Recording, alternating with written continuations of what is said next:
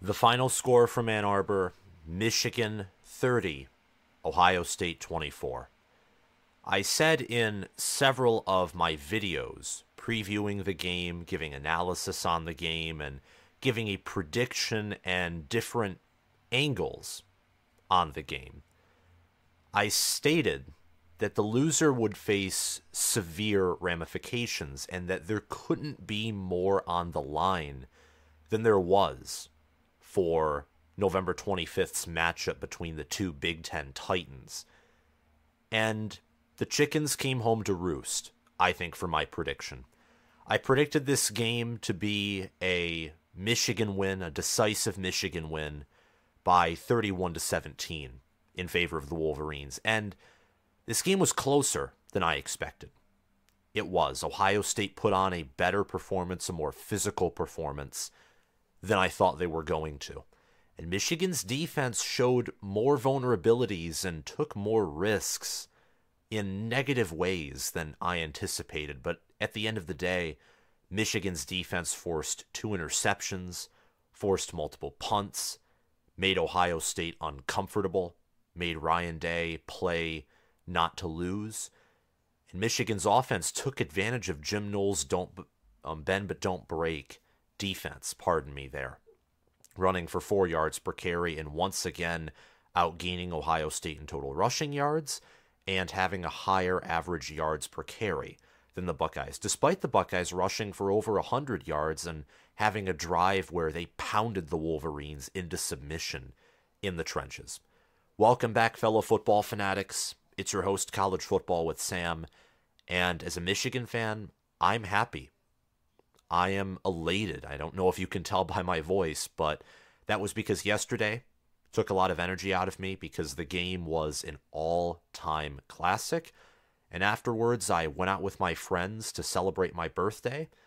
And to my friends, Carver, Nick, Connor, and Muhammad, you guys made yesterday, I think, one of the best days of my life.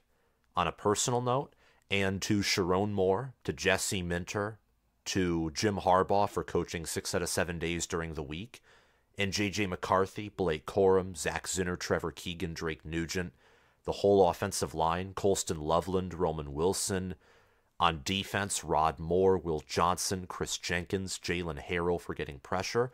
The Michigan football team also contributed to that amazing day.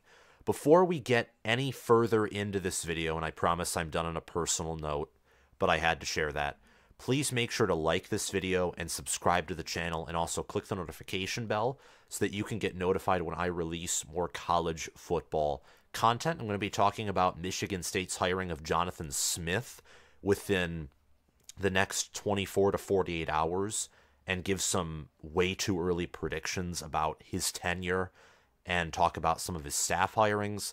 I want to dive more into Ryan Day and his situation at Ohio State because I think he's receiving some hefty criticism and criticism that is viewed through Buckeye-tinted glasses. And it's fine to view your coach through the lens of solely your own fan base and your own expectations, but you also have to look at things through an objective point of view, and saying that Ryan Day has to be fired is ridiculous. He's owned every other Big Ten team except for Michigan, and let me tell you something. The 3 Michigan teams that he lost to were, in my mind, the best Michigan teams of the 21st century outside of the 2006 and maybe the 2003 Michigan football team in the month of November. That's it. Really good Michigan football teams. In fact, really good doesn't even describe those Michigan teams.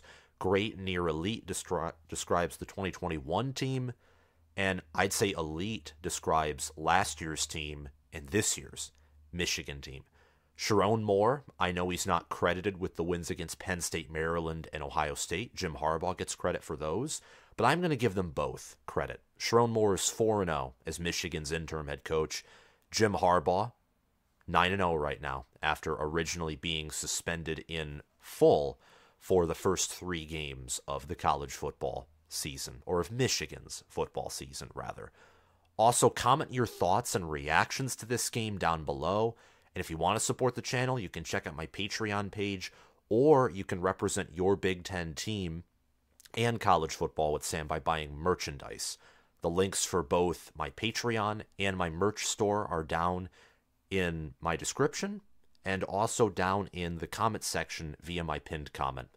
Now, without further ado, let's dive deep here. I made a video yesterday that was about 20 minutes just giving a brief summary, and I am going to be rehashing a lot of points that I made in that video and recycling them, but I'm also going to go deeper into some topics that really interest me. Where do I start, really, other than the fact that these two teams took 10 minutes to feel each other out? You look at the play-by-play, and the first 10 minutes of the game couldn't prepare you for what came next. A lot of people were picking the under in this game. I picked the over, but just by a slight margin in my prediction. The over already hit before some of the final points scored by either team. 54 points was the final point total, and the over-under was 46. So almost by double digits over the over-under number set by Vegas. But to start off the game, Ohio State punt, Michigan punt, no first downs on either of those punts. Ohio State gained, I think, 2 first downs, then they punted, or they gained 1 on their second drive. Michigan punted. And then third Ohio State drive, 1 play, and Kyle McCord, zing, Will Johnson picks him off. That was the most ill-advised throw I have ever seen from an Ohio State quarterback, outside of maybe some of Kyle McCord's passes against Notre Dame on that final game-winning drive. But Will Johnson, incredible play. Marvin Harrison Jr., there are people blaming him for the first interception or the second. He had over 100 receiving yards and a touchdown, and he torched Will Johnson outside of that one play. The interceptions, the bad throws are on McCord and Igbuka or Fleming for occasionally dropping balls. Marvin Harrison Jr. played almost a perfect game, in my opinion. You cannot blame him here. Michigan capitalizes with a 4-play, 7-yard drive, all runs. They hammer through Ohio State. It was pretty evident early on that Michigan in the interior trenches had a power advantage, but Ohio State was doing a good job of handling gap integrity, making sure that Michigan couldn't get big runs on the inside. And Michigan's tackle play was not perfect. It was much better than it was in the prior 2-3 weeks. I think it was better since the early October, middle of October, but Michigan was healthier at tackle than they have been in a while, and Ohio State plays a bend but don't break defense. They typically only send 4 people forward, and if you run the ball, their linebackers are good enough at reading opposing offenses and attacking the run that then they'll immediately come forward. But this is a very disciplined Ohio State defense. Their goal isn't to sack you. Their goal is to stifle you and force you into making mistakes. It kind of reminds me of an Iowa-esque defense, if I'm being honest. And how do you beat Iowa? Well, you don't throw on them for 300 yards.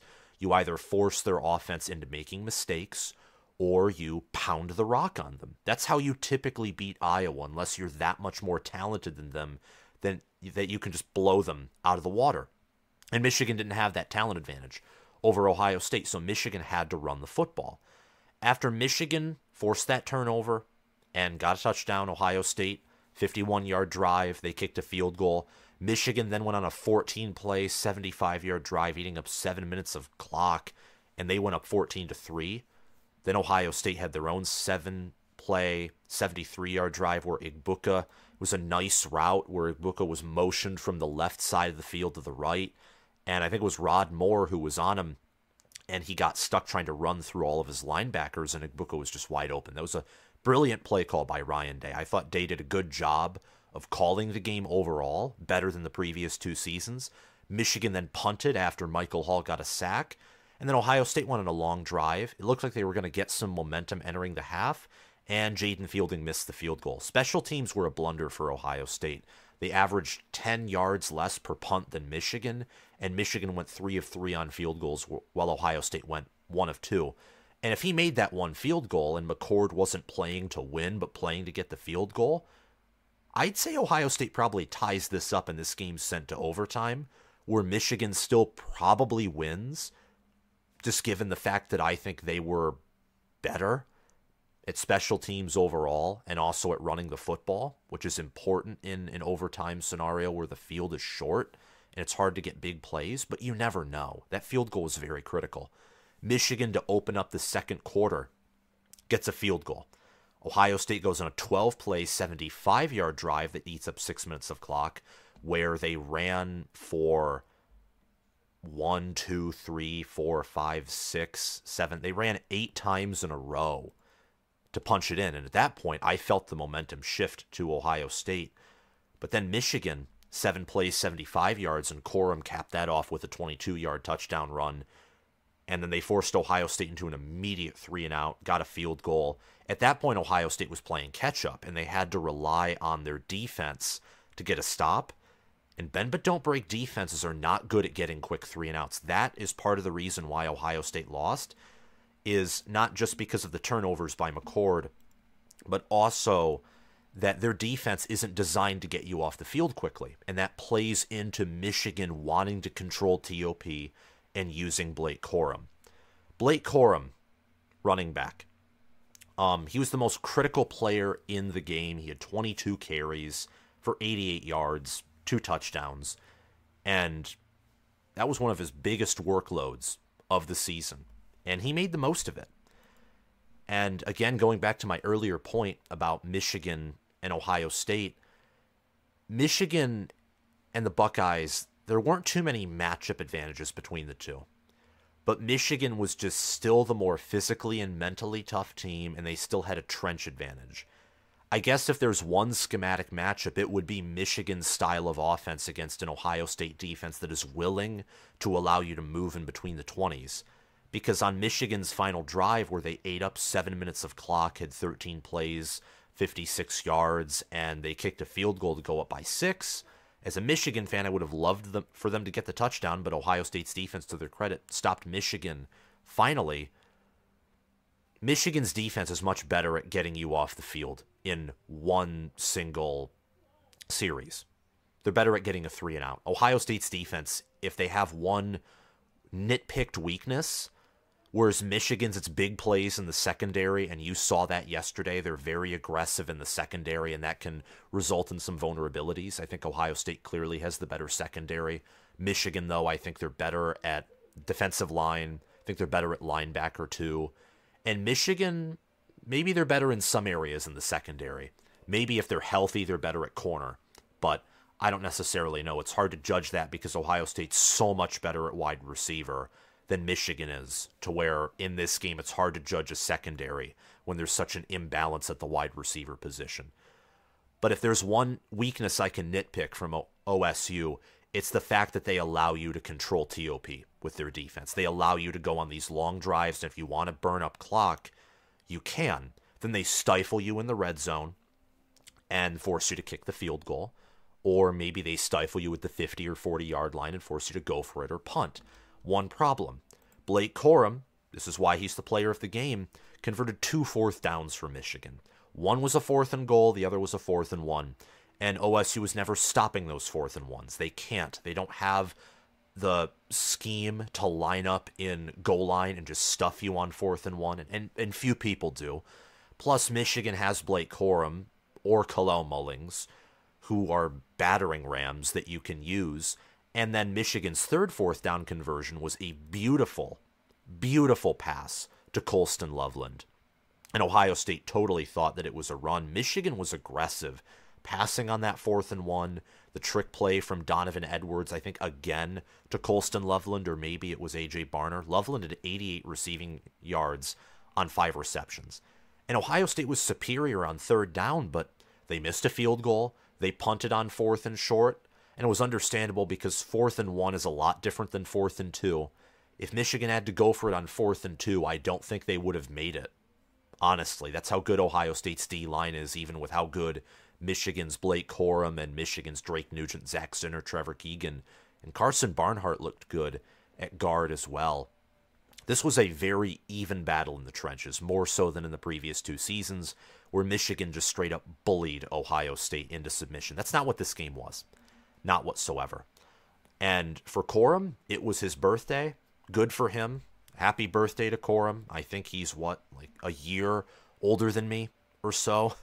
I hope that he has a great NFL future, and he's certainly, I'd say, an elite running back. And some may debate that, but Michigan has not opened up a lot of holes for him. And on that 22-yard touchdown run, he juked out Ohio State's entire defense. He had a shift to the right, and Ohio State's defense totally fell for it. And in basketball terms, that's basically breaking their ankles. And then he ran for a 22-yard run to the end zone with awesome acceleration. He has 22 rushing touchdowns, 976 rushing yards. He'll probably break 1,000 against Iowa on 202 carries. He's averaging 4.8 yards per carry. And he can have explosive runs. The problem is Michigan's offensive line just isn't the same.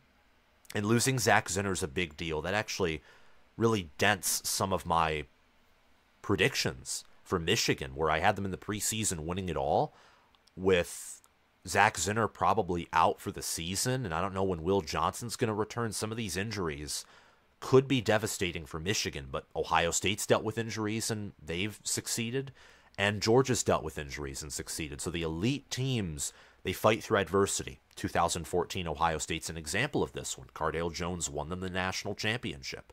So can Michigan respond to that? We'll see. I think Corum's an elite player. Corum responded to adversity. He was very emotional after that Zach Zinner injury, and then he took it to the house next play later.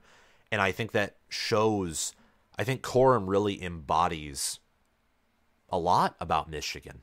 I think he embodies this team, really. He is stout. He's strong. He's athletic. And he's physical. He's big. He's 5'8", 213 pounds of mostly muscle, and he has a personality to him where you can see that confidence. Sometimes it feels like overconfidence coming through, but overall he's just not necessarily loud. He's not loud whatsoever in my mind with his mouth, and he just goes about his business. And I think he's a great guy, great player, great man. And what else can you say? He's Michigan's best running back. I thought that yesterday showed that he was the better running back than Henderson. I know that Corum has a better offensive line, but Henderson, when you put him in power situations, and I know he's going up against, I think, the number 1 D-line in the country, his longest carry was of 8 yards. I think he's good. I think he's one of the best running backs in the country. I would just prefer Corum's reliability and his ability to make holes, and he's shiftier. He's shiftier than Henderson is. Henderson is that higher upside. NFL teams would probably prefer a Travion Henderson just because of that raw athleticism, better height, and better receiving ability. But Corum is more reliable. And Henderson got dinged up in this game, and Corum didn't. And that's not to Henderson's fault whatsoever. I felt bad for him and Marvin Harrison Jr., because they'll probably never beat Michigan. They're probably going to the NFL after this season. And these are phenomenal players. These are hard workers. They have courage. They were tough. Ohio State was a tough team in this game. I said that yesterday in my quick reaction and analysis, which I thought went pretty well.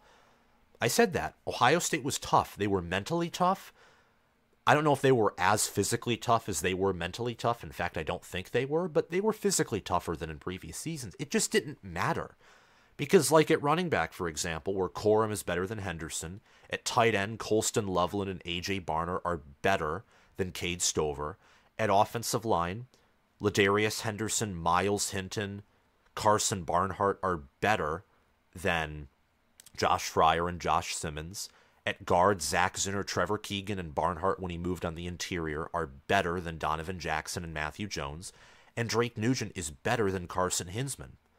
And on the defense, Chris Jenkins, Mason Graham, Jalen Harrell, Derek Moore, Braden McGregor, Josiah Stewart, Kenneth Grant, they're better on average. Of course, this is an on-average basis than Michael Hall, Tyleek Williams, JT Tuimoloau, and Jack Sawyer. And at linebacker, Ernest Hausman, Michael Barrett, who nearly had an interception. He guarded Cade Stover well on one play where McCord nearly threw what would have been his third interception of the day. This was much earlier in the game, though, before that second interception. And Junior Colson, compared to Tommy Eichenberg and Steel Chambers, they have their differences. I think Ohio State's linebackers are better in run defense and Michigan's are better in pass defense.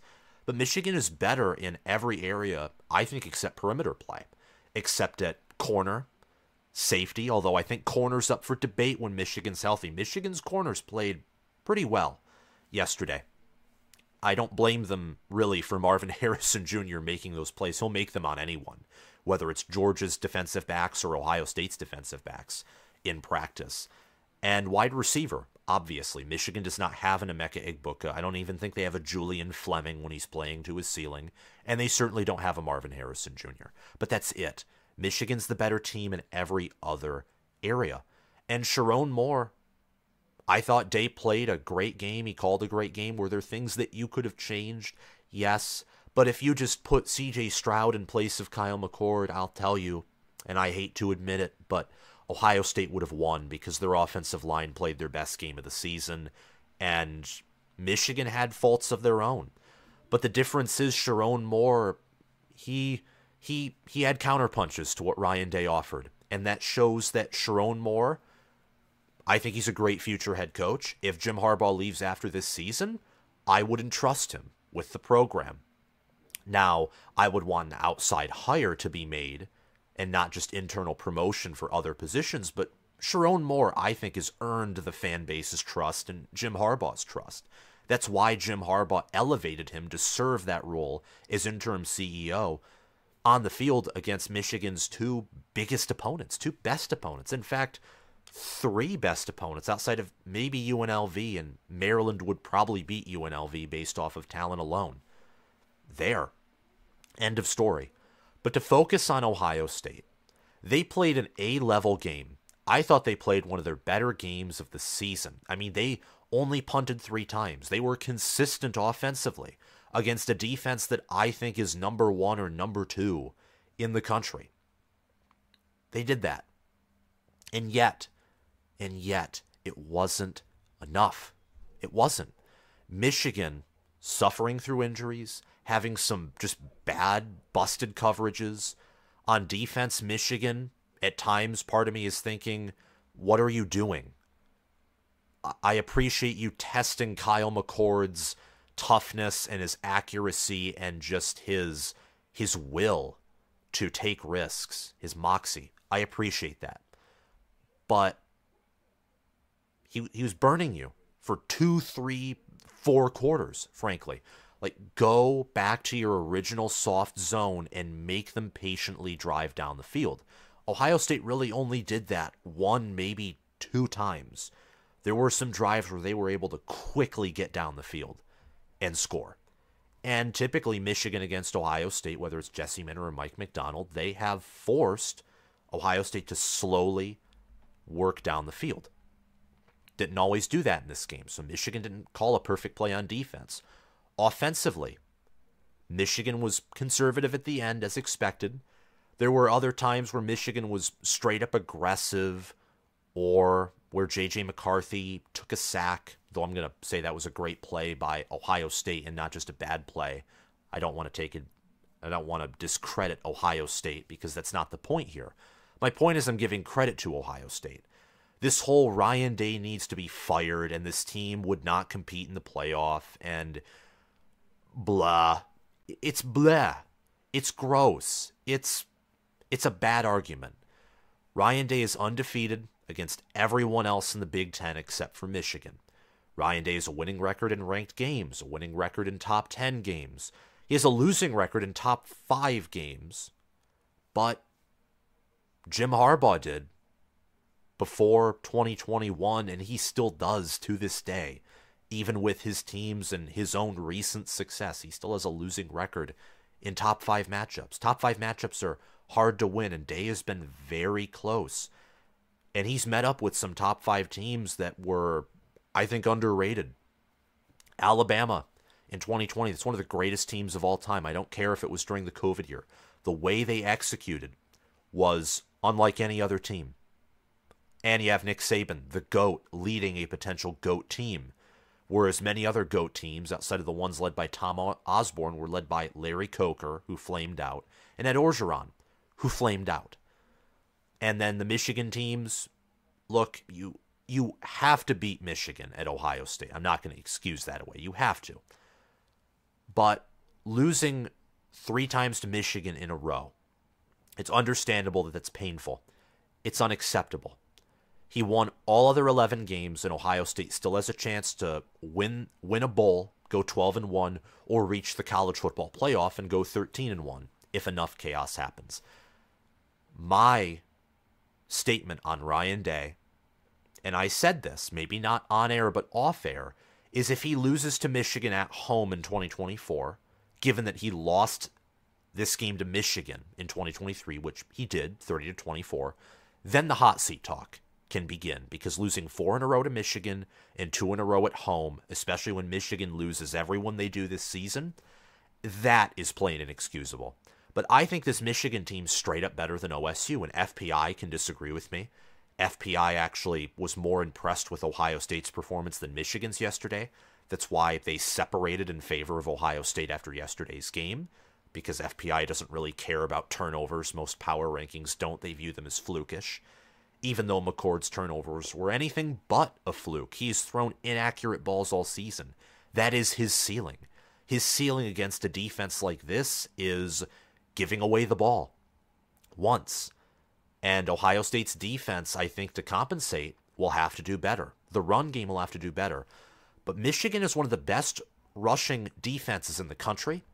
So if Ohio State matches up with a Georgia or an Alabama, both who have allowed Auburn to run on them all day and other SEC teams to run on them all day long, I think Ohio State could run on Georgia, and I think they could run on Alabama. I think they could pull a Michigan on those two teams and out-physical them. I do, because I don't think that Alabama or Georgia have the physicality on defense in the trenches that Michigan does. I think Georgia has a better secondary than Michigan does, but linebacker, defensive line, some of that's due to injury, but just straight up watching them play, no. Georgia is not efficient in stopping the run. The reason their run defense isn't worse than it already is because people remember Jalen Carter and Trayvon Walker. They respect the brand. They're not looking at the actual schematic defense. They respect the brand. It's the same for Ohio State. Teams often run on Michigan more than they do Ohio State. And I think part of that is because Michigan's weakness on defense the past 2 seasons has been at D-tackle. That's not the case anymore. And for OSU, they've been known to be D-line U or D-end U. So teams want to... There's psychology in sports. Teams don't just only look at this year's analytics. Coaches can get too emotional. We've seen that with Day over 2021 and 2022.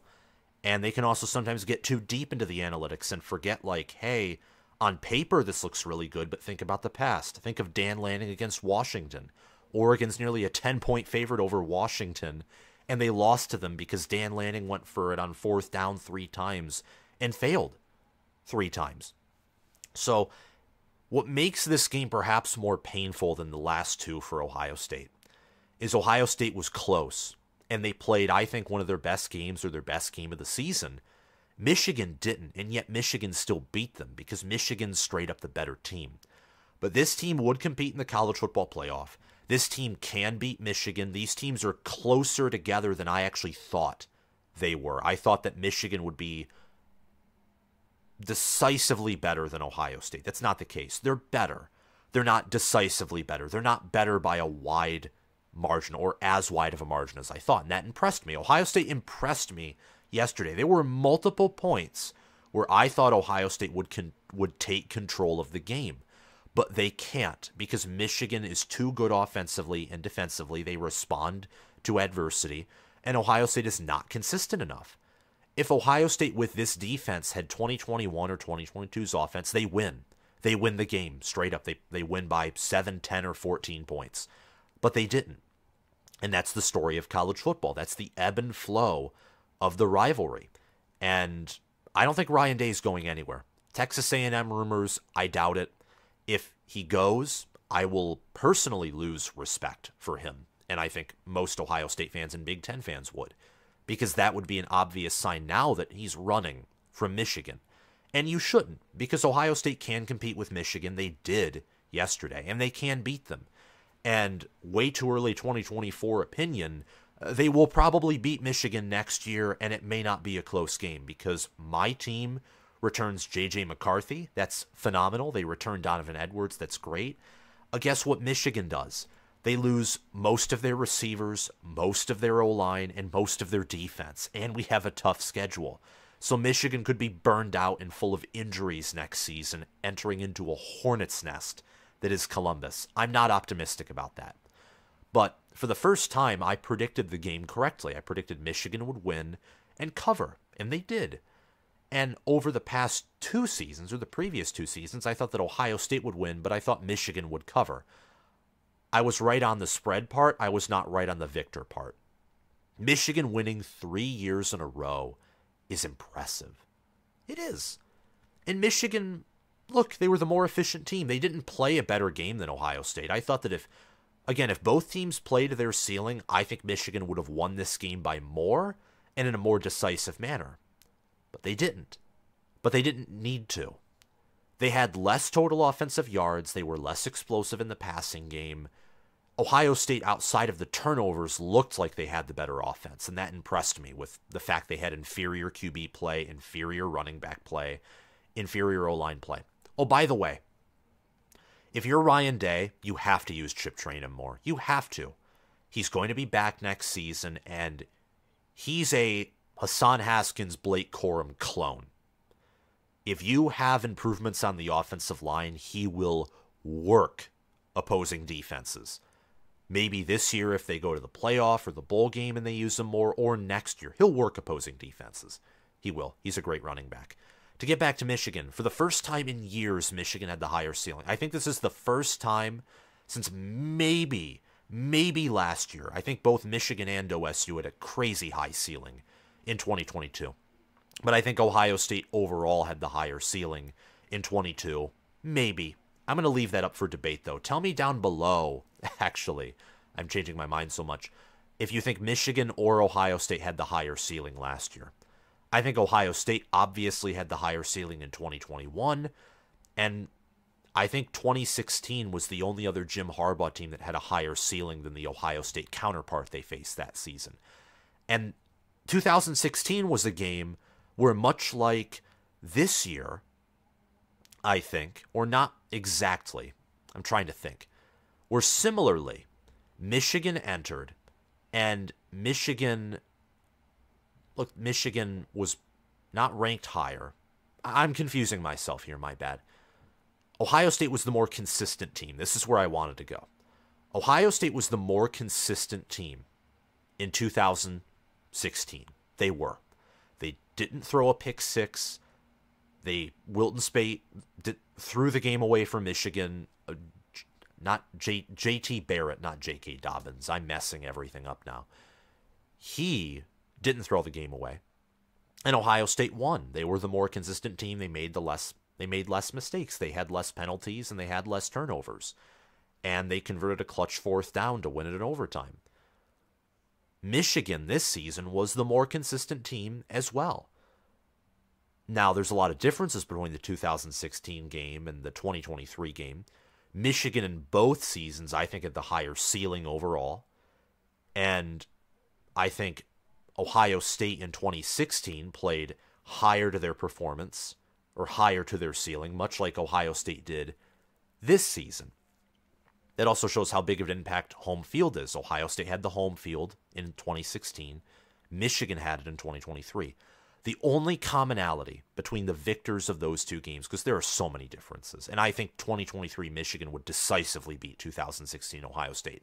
But the key is, those teams were more disciplined, and they were at home, and despite facing a team in 2016 Michigan that had a higher ceiling and was power rated higher, and despite Michigan this year facing an Ohio State team that was power rated higher, but was different in the fact that they put on a better game than Michigan did in Michigan's own home, consistency, discipline, and patience ruled the day. Also running the football. Now for 22 straight editions of the game, the team with the most rushing yards and who averages the most yards per carry won. Michigan averaged 4 yards per carry.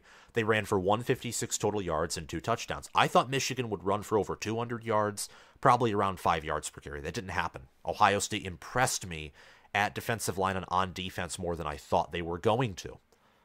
Honest to goodness. But Michigan found a way to win. They had 39 carries, 21 passing attempts. Ohio State had 30 passing attempts. As did 28 carries. So the Buckeyes had 58 plays. The Wolverines had 60. So both teams pretty equal in terms of plays, pretty equal in terms of time of possession until that final Michigan drive where, again, Jim Knowles, why are you in bend but don't break? Take a risk. It may bite you in the butt, but you have to give time for the offense to drive down the field. Take some risks. Take them. Michigan ended the game with a 7-minute possession advantage because of their final 7-minute drive. TOP was equal before then. And the Buckeyes, they had 40 more yards. They had 3 more first downs. They were more efficient on third down. This was a really good game. And for Ohio State, I want to say, good game. You had me in panic mode at times, and you had other Michigan fans in panic mode at times. But for the first time in years, Michigan, I think, if both Ohio State and Michigan play to their ceiling, Michigan's better. Straight up. If these teams play to their ceiling, Michigan wins 6, 7, 8, 9 times out of 10. That's a wide range, but that's because they only played once, and yesterday's game could have gone either way. So I don't want to make too many judgments, but Michigan was consistent. They were disciplined. They stuck to their identity, and they were adaptive. They were aggressive. They got pressure when it mattered most on that final Kyle McCord pass where Rod Moore scooped that ball before it hit the ground. And Will Johnson, I hope that he recovers. I hope Trevor Keegan and Zach Zinter recover, especially Zinter for having, I think, a broken tibia and fibula. He's probably out for the season, from what I understand, due to that injury. And the Wolverines can win it all. They can. Michigan is the second most efficient defense and the third most efficient offense per ESPN efficiency. It was actually the defense that regressed in efficiency by a lot after the game. The offense stayed pretty equal. And Michigan is still ahead of Ohio State and Oregon by a consistent amount in efficiency metrics. So that's encouraging. Now, if these teams rematch in the college football playoff, it will be hard to pick against Ohio State because it's hard to pick one team to beat an elite team twice. And Michigan had the benefit of home field, and that played a factor. That's why Ohio State had to use 2 timeouts in the first half. I think the noise got to Kyle McCord at times. And there was just a sense of energy and togetherness and really just anger after that injury to Zinter in the whole stadium. And that played a factor. Michigan got juice from facing adversity and their home field advantage. And that's what elite teams do, is when they get punched in the mouth, they get that adrenaline rush. They get better. They may not win the game, but they respond. They go into Hulk mode. Like when Bruce Banner gets beat up and he turns into the Hulk out of anger. That's what elite teams do. That's what Michigan did. But I saw that in Ohio State too, because every time that Michigan could have started blowing them out and pulling away, Ohio State said no. And they responded. But because of the turnovers, they were playing catch up. And that's where they got in trouble. So Michigan won because they were more consistent and because they were overall just the better team. So even when Ohio State played closer to their potential, Michigan still came away with a win. But these two teams are so close, and a rematch to win it all or somehow in the semifinals would be awesome. Awesome. And that prediction, which is a preseason prediction of mine, is still up in the air. It could still happen. Thank you so much for watching this video. Please subscribe, like the video, comment your thoughts down below. Thank you to my Patreon members, Crash2488, Anthony McDowell, and Justin Rogg for sponsoring the video. Thanks to Justin Spencer Bringhurst, Snowy DDLC, and SFS Inverted for being All-American patrons. And thanks to Will Loftus, Gabriel Calendar, Roaming Gnome, Matthew Seal, Chris Lane, Austin Christmas, and Zubin Zah for being all-conference patrons for the month of November. Have a great day, guys, and I will see you around. Bye-bye.